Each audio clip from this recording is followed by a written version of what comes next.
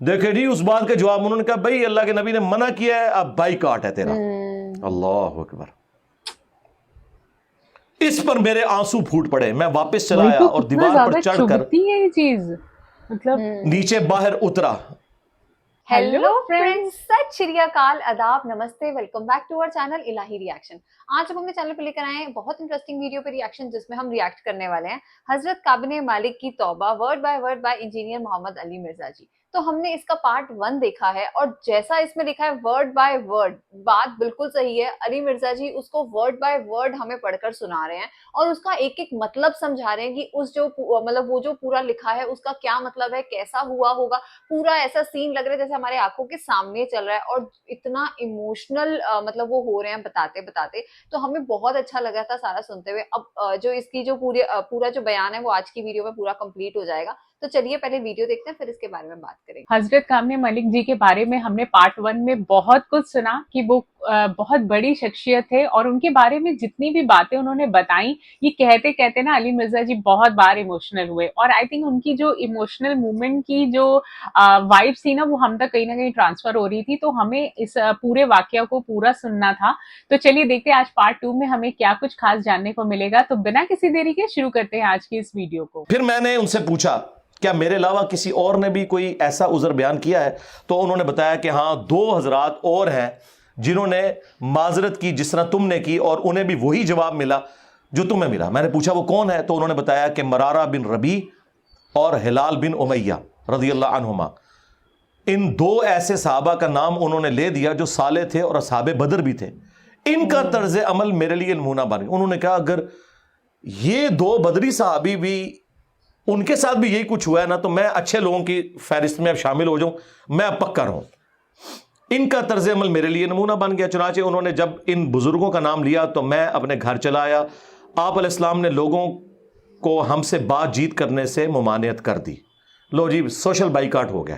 اچھا، اللہ اکبر۔ بہت سے لوگ جو غزوے میں شریک نہیں ہوئے تھے، ان میں سے صرف ہم 3 تھے۔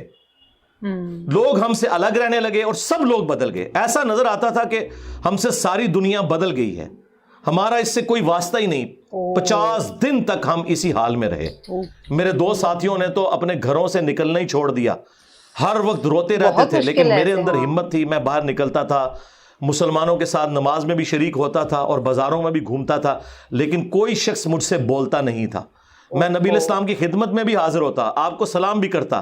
جب آپ نماز کے بعد مجلس میں بیٹھتے تو میں اس کی جستجو میں لگا رہتا کہ دیکھوں سلام کا جواب دیتے ہیں یا نہیں، اور میری نظر حضور کے ہونٹوں کی طرف ہوتی کہ جواب میں ہلے یا نہیں۔ کنکھیوں سے دیکھتے رہتے، آپ حضور جواب بھی نہیں دے رہے۔ پھر میں کوشش کرتا کہ آپ کے قریب ہی نماز پڑھوں، اور میں آپ کو کنکھیوں سے دیکھتا رہتا ایسے کر کے۔ جب میں اپنی نماز میں مشغول ہو جاتا تو رسول اللہ میری طرف دیکھتے، لیکن جو ہی میں آپ کی طرف دیکھتا تو آپ رخ انور پھیر لیتے۔ ظاہر ہے حضور کو بھی تو محبت تھی اپنے صحاب کے ساتھ، حضور دیکھتے تھے، وہ جب یعنی اپنی ناراضگی کا اظہار وہ اگر نماز میں بھی حضور کی طرف دیکھ رہے تو حضور چہرہ انور پھیر لیتے۔ تو میں ایک دن ابو قتادہ کے باغ کی دیوار پر چڑھ گیا، وہ میرے چچا زاد بھائی تھے اور مجھے ان سے بہت گہرا تعلق تھا۔ میں نے انہیں سلام کیا، لیکن اللہ کی قسم انہوں نے بھی میرے سلام کا جواب نہیں دیا۔ میں نے کہا ابو قتادہ تمہیں اللہ کی قسم کیا تم نہیں جانتے کہ اللہ اور اس کا رسول سے مجھے کتنی محبت ہے؟ انہوں نے کوئی جواب نہیں دیا۔ میں نے دوبارہ ان سے یہی سوال کیا، اللہ کی قسم دے کر پوچھا، لیکن وہ پھر بھی خاموش رہے۔ میں نے پھر اللہ کا واسطہ دے کر ان سے سوال کیا، اس مرتبہ انہوں نے صرف اتنا کہا، اللہ اور اس کا رسول زیادہ بہتر جانتے ہیں۔ دیکھے جی اس بات کا جواب انہوں نے کہا بھائی اللہ کے نبی نے منع کیا ہے، اب بائیکاٹ ہے تیرا۔ اللہ اکبر۔ اس پر میرے آنسو پھوٹ پڑے، میں واپس چلا آیا اور دیوار پر چڑھ کر یہ چیز مطلب نیچے باہر اترا۔ پھر وہ بیان کرتے ہیں کہ ایک دن مدینہ کے بازار میں جا رہا تھا کہ شام کا ایک کاشتکار جو کہ غلہ بیچنے مدینہ آیا تھا پوچھ رہا تھا کعب بن مالک کہاں رہتے ہیں۔ لوگوں نے میری طرف اشارہ کیا، وہ میرے پاس آیا اور غسان جو بادشاہ تھا رومن امپائر کا، اس کا ایک خط مجھے دیا۔ وہ جو اس کا ایک سمجھ لے چھوٹی چھوٹی جو امپائر کے اندر بنی ہوئی تھی ان میں سے ایک کا وہ گورنر تھا۔ اچھا، اس خط میں لکھا تھا کہ مجھے معلوم ہوا ہے کہ تمہارے صاحب یعنی رسول اللہ صلی اللہ علیہ وآلہ وسلم نے تمہارے ساتھ زیادتی کی ہے، نعوذ باللہ۔ اللہ نے تمہیں کوئی ذلیل ہونے کے لیے پیدا تو نہیں کیا کہ تمہارا حق ضائع کیا جائے, تم ہمارے پاس آ جاؤ, ہم تمہارے ساتھ بہتر سلوک کریں گے. یعنی دشمن کی فوج کے ہیڈ کی طرف سے خط آیا. جب میں نے یہ خط پڑھا تو میں نے کہا کہ ایک اور امتحان آ گیا. اچھا جی سرکار, ایک خط کسی اور کو لایا کہ جی اے دیکھ لو یا رسول اللہ منو تے بڑی آفر جے. بالکل صحیح بات ہے. یہاں لوگ دنیا دار لوگ ہی کرتے ہیں نا جی, مجھے فلاں جگہ سے آفر ہو رہی ہے. لیکن جو اہل ایمان ہے وہ تو کہتے ہیں کہ یار میں اس لیول پہ گر گیا ہوں کہ اب کافر بھی مجھے بلا رہے ہیں. انہوں نے یہ رزلٹ نکالا, چونکہ مومن تھے نا. میں نے اس خط کو تندور میں جلا دیا. ان 50 دنوں میں سے جب 40 دن گزر گئے تو نبی علیہ السلام کا ایلچی میرے پاس آیا اور اس نے کہا کہ رسول اللہ نے حکم دیا ہے کہ اپنی بیوی کے قریب نہ جاؤ. میں نے پوچھا میں اسے طلاق دے دوں یا پھر مجھے کیا کرنا ہے؟ تو انہوں نے کہا نہیں, طلاق نہیں دینی, صرف جدا ہو جاؤ. میرے دونوں ساتھیوں کو جنہوں نے میری طرح معذرت کی تھی یہی حکم ملا. میں نے اپنی بیوی سے کہا کہ اپنے میکے چلی جاؤ, اس وقت تک وہیں رہو جب تک کہ اللہ تعالیٰ اس معاملے کا کوئی فیصلہ نہ کر دے. کعب کہتے ہیں کہ ہلال بن امیہ کی بیوی رسول اللہ کی خدمت میں حاضر ہوئی اور عرض کیا یا رسول اللہ وہ تو بہت بوڑھے اور کمزور ہیں, ان کے پاس کوئی خادم بھی نہیں, کیا اگر میں ان کی خدمت کر دیا کروں تو آپ ناپسند تو نہیں فرمائیں گے؟ بیوی دیکھو جی, بیوی خامد کو کچھ سمجھ نہیں رہی, رسول اللہ سے جا کے پوچھ رہی ہے صلی اللہ علیہ وسلم. تو نبی الاسلام نے فرمایا صرف وہ تم سے صحبت نہ کریں. انہوں نے عرض کیا اللہ کی قسم وہ تو کسی چیز کے لیے حرکت ہی نہیں کر رہے. جب سے آپ ان سے ناراض ہوئے ہیں وہ دن اور آج کا دن ان کے آنسو تھمنے میں نہیں آتے.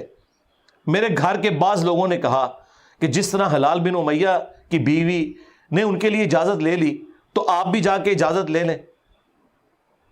اب دیکھیں لوگ مشورے دے رہے ہیں. میں نے کہا خدا کی قسم میں اس کے لیے رسول اللہ سے اجازت نہیں لوں گا.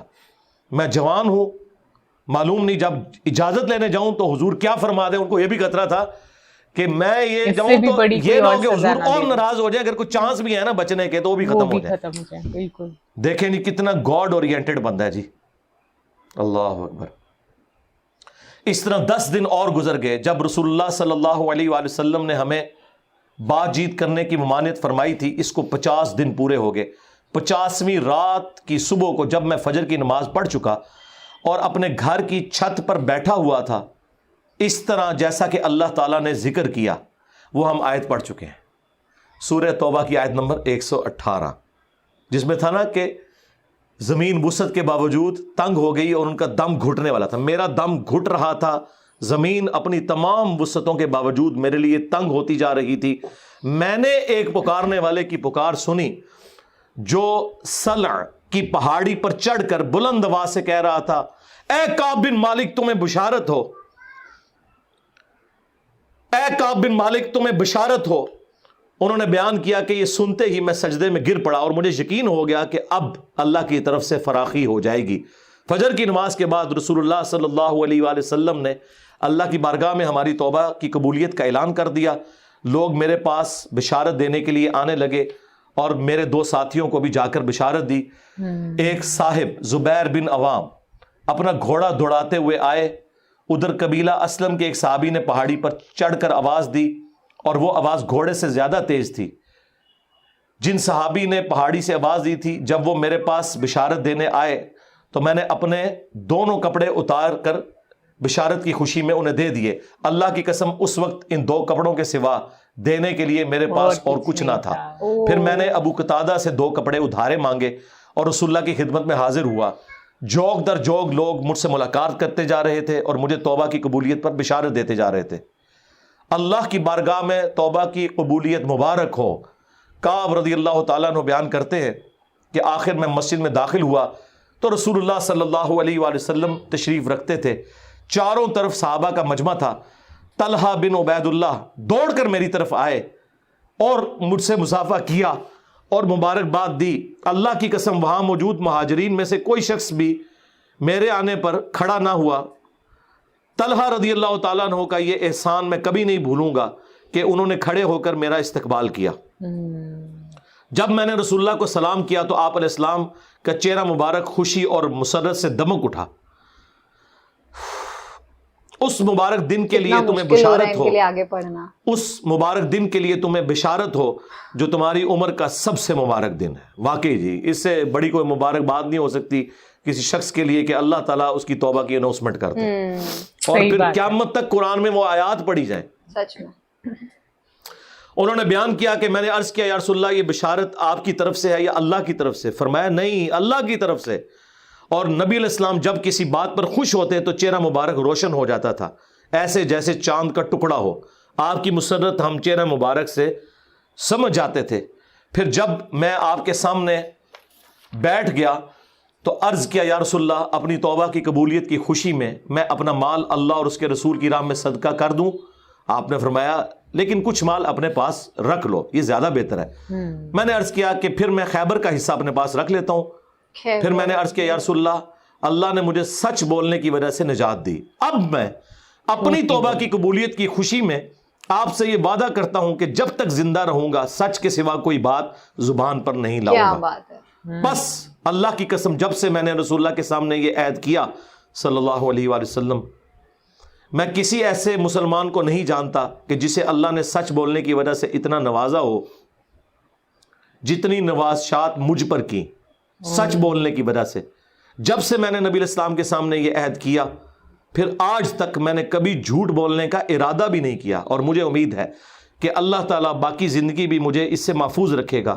اور اللہ نے اپنے رسول پر آیت نازل کی، اور وہی آیت نمبر 118 اور 119 نمبر، یقیناً اللہ تعالیٰ نے نبی، مہاجرین اور انصار کی توبہ قبول کی، اور پھر وَكُونُوا مَعَ الصَّادِقِينَ تک۔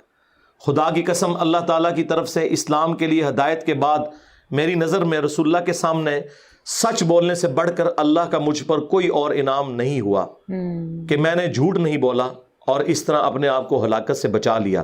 جیسا کہ جھوٹ بولنے والے ہلاک ہوئے، نزول وحی کے زمانے میں جھوٹ بولنے والوں پر اللہ تعالیٰ نے اتنی شدید وعید فرمائی جتنی شدید وعید کسی اور کے لیے نہیں تھی۔ اور وہ سورہ التوبہ کی آیت نمبر 96 کا انہوں نے پھر یہاں پہ حوالہ دیا کہ عنقریب جب تم اے نبی واپس جاؤ گے تو یہ جھوٹے بہانے کریں گے، اور اگر تم ان سے راضی بھی ہو جاؤ اللہ تعالیٰ ان سے راضی نہیں ہوگا۔ کعب کہتے ہیں کہ چنانچہ ہم 3 ان لوگوں کے معاملے سے جدا رہے جنہوں نے رسول اللہ کے سامنے جھوٹی قسمیں کھائی تھیں اور آپ نے ان کی بات مان بھی لی تھی اور ان سے بیعت بھی لے لی اور ان کے لیے دعائے مغفرت بھی کی۔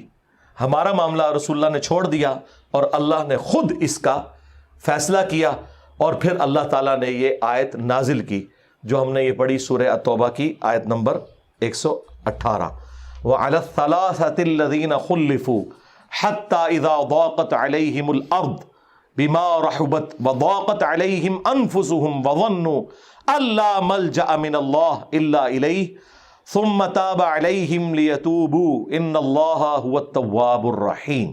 علی مرزا جی نے آج کا بیان بہت اچھے سے سنایا، مطلب ایک ایک ورڈ کا انہوں نے ہمیں مطلب سمجھایا، اور جیسے انہوں نے بتایا کہ اللہ نے کیسے حضرت کعب جی کی جو توبہ ہے اس کو قبول کیا، اور مطلب ان کے لیے کتنا مشکل کر دیا تھا سب کچھ، پر ان کو اپنی ناراضگی بھی جتا رہے تھے، اور کیسے کیسے مطلب ایک ایک چیز انہوں نے ہمیں کلیئر کری، تو سننے میں بھی بہت اچھا لگ رہا تھا، کیونکہ ایسا نہیں ہے بالکل سٹارٹ کیا اور فٹافٹ تمہیں سٹوری سنا کے ختم کر دیا، نہیں، سب چیزیں بہت اچھے سے کلیئر کری۔ تو مجھے تو آج کا بیان بہت اچھا لگا۔ حضرت کعب نے مالک جی کے بارے میں سن کر آئی تھنک آج مجھے اتنا اچھا فیل ہو رہا ہے کہ اس طریقے کے لوگ اس ٹائم پر ہی ہو سکتے تھے، کیونکہ آج کے ٹائم پر نا ہماری چھوٹی سی خواہش نہ پوری ہو تو ہم بھگوان کو، اپنے اللہ کو پتہ نہیں کتنی شکایتیں کر دیتے کہ آپ نے میری جو ہے وہ منت سنی نہیں، آپ نے میری کوئی بھی دعا قبول نہیں کی، اور پتہ نہیں کیا کیا ہم بول دیتے ہیں۔